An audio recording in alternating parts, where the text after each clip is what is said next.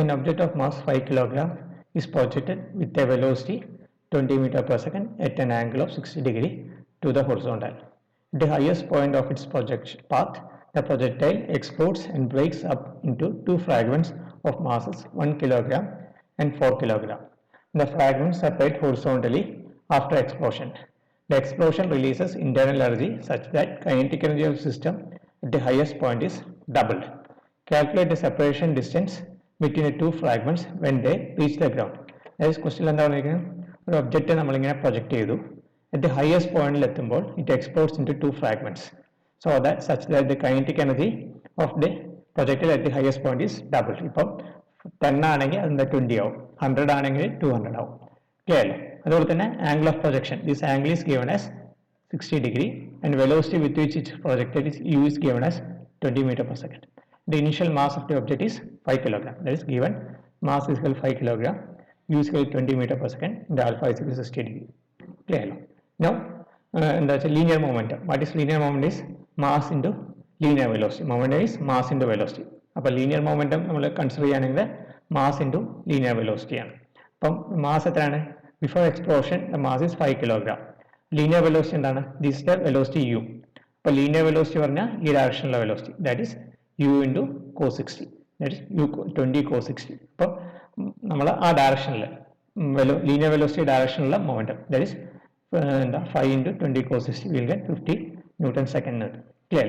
Now time taken to reach എന്താ ഈ ഒബ്ജക്റ്റിന് highest പോയിന്റിൽ എത്താനുള്ള ടൈം ലെറ്റ് ബി ടി ആയിട്ട് നമുക്ക് എടുക്കാം. ഹയസ്റ്റ് പോയിന്റിൽ എത്താൻ, that is total time of ഫ്ലൈറ്റിന്റെ കൃത്യം പകുതി. So time taken T is given by u sine alpha by g. അപ്പോൾ വെർട്ടിക്കൽ ഡയറക്ഷനിലെ u is 20, sine alpha is sine 60 and g is 9.81. We'll get time to be 1.766 seconds. Now എന്താ വെച്ചാൽ kinetic energy expression ആണ് half m e square.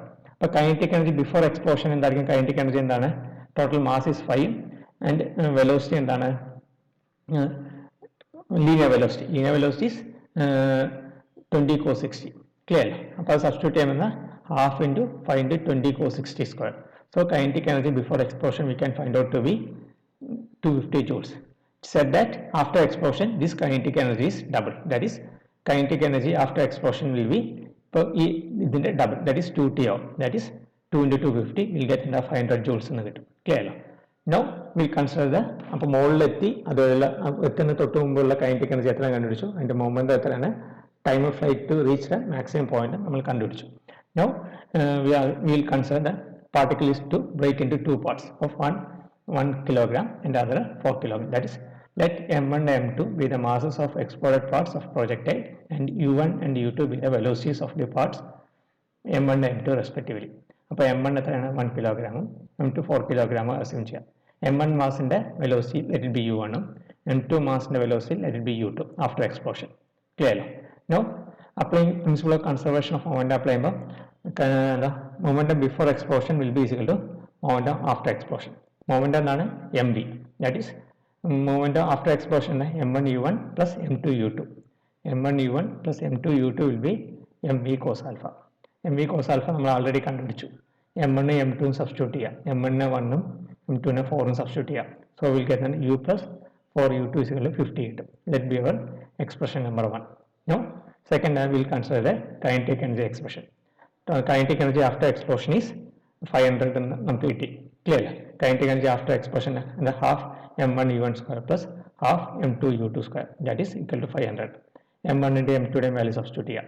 അപ്പോൾ എന്തായി? we'll get half u1 square plus half into 4 u2 square is equal to 500 or u1 square plus 4 u2 square is equal to 1000. അപ്പോൾ equation number 1 ഉം equation number 2 രണ്ട് unknown value ആണ്, u1 ഉം u2. രണ്ടും കൂടി simultaneously solve ചെയ്താൽ we can find out u1 and u2. അപ്പോൾ രണ്ടും കൂടി നമുക്ക് സോൾവ് ചെയ്യാം. Clear? Solving 1 and 2 we get എന്താ ഇത് രണ്ടും കൂടി സൈമിൾട്ടേനിയസ് സോൾവ് ചെയ്യാം. ഇതിൽ എന്താ u1 എക്സ്പ്രഷൻ കിട്ടി. u1 is എത്രയാണ്? 50 minus 4u2. അത് ഇക്വേഷൻ നമ്പർ 2 സബ്സ്റ്റിറ്റ്യൂട്ട് ചെയ്തു. 50 minus 4u2 the whole square plus 4u1 square is equal to 1000. അത് സിംപ്ലിഫൈ ചെയ്ത് സോൾവ് ചെയ്ത് വരുമ്പോൾ we can get u2 എന്താ 5 or 15 കിട്ടും. u2 can be either 5 or 15. Example u2 ഇപ്പോൾ 15 ആണെന്ന് വെച്ചോ നമ്മൾ എടുക്കുന്നത്. What will happen? Equation number 1 substitute ചെയ്താൽ എന്തായിട്ടും 5 into 15 is 60. അപ്പോൾ എന്താ u1 നെഗറ്റീവ് കിട്ടും. Velocity cannot be negative. So 50 എന്ന വാല്യൂ നമുക്ക് എലിമിനേറ്റ് ചെയ്യാം. u2 will be 5. Means u2 5 കിട്ടിക്കഴിഞ്ഞാൽ what will be u1? 4 into 5 is 20 or u1 will get as 30. So u2 is 5 meter per second and u1 is 30 meter per second കിട്ടി. Clear? അപ്പോൾ എന്താ velocity of mass m1 after explosion is 30 meter per second. Velocity of mass m2 after explosion is 5 meter per second കിട്ടി. So now next and separation distance between two fragments when they reach the ground is given by time taken by the u1 into t. u1 in the mass m1 is traveling with a velocity u1 m2 എന്താണ് is traveling with a velocity u എന്താ u2 ആണ്. അപ്പം t എന്താണെന്ന് വെച്ചാൽ total time of travel is 2t ആണെങ്കിൽ പകുതി മുകളിലെത്താനും ബാക്കിയുള്ള പകുതി എന്താ താഴെത്താണ്. അപ്പം നമ്മൾ നേരത്തെ കണ്ടുവച്ച ടൈം തന്നെയായിരിക്കും അതെന്താ ഏറ്റവും ഹയസ്റ്റ് പോയിന്റിൽ നിന്ന് താഴോട്ടേക്ക് എത്താനുള്ള time. Clear? So u1t minus u2t. Substitute u1t will be the horizontal distance traveled by the mass m1 after explosion. u2t will be the horizontal distance traveled by the mass m2 after explosion when till it reach the ground. അപ്പോൾ ഇത് രണ്ടും നമ്മളുടെ distance എന്താ distance നമ്മൾ measure ചെയ്ത് കഴിഞ്ഞാൽ we can find out separation distance or finally we'll get t to be 44.15 meter.